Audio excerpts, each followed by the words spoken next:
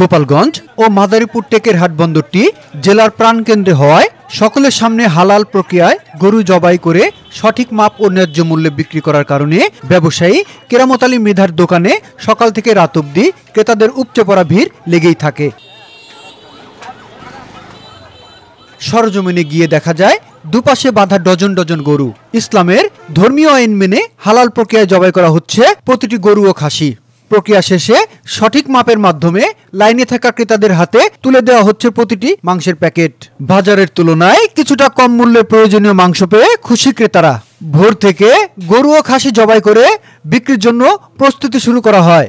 দুই জেলার বাসিন্দা ছাড়াও পার্শ্ববর্তী অন্যান্য জেলা থেকেও নানা বয়সের নারী পুরুষ দিনের প্রথম প্রহর থেকেই ব্যাগ হাতে মাংস কিনতে লাইনে ভিড় করেন।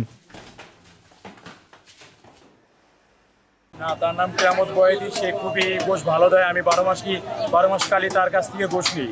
প্রথমে এই মাত্র একটা গরু আছে, খুবই বড় আকারের গরু, ঠিক আছে, খুব ভালো মানসম্পন্ন পণ্য গোশ তার কাছে পাওয়া যায়।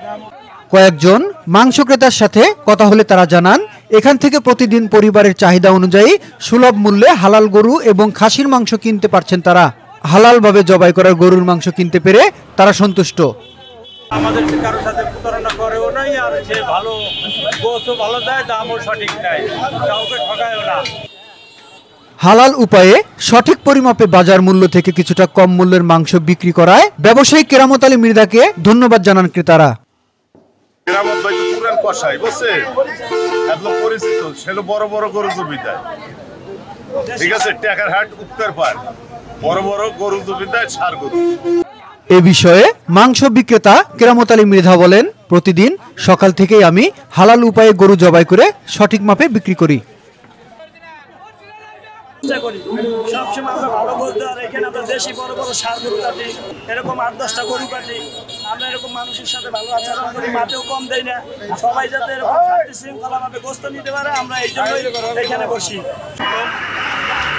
আমি টাকার হাটে দিতে আর একজন গোশ ব্যবসায়ী, আমি খুব বড় বড় গরু জমি দিই, একটা গরুর দাম 4 লাখ 5 লাখ টাকা, 3 লাখের নিচে কোনো গরু নাই। খুব সুনামের সাথে ব্যবসা করি, মাপে কম দেয় না, সঠিক ব্যবসা করি, মানুষের গরিব মানুষের ভালো করার চেষ্টা করি।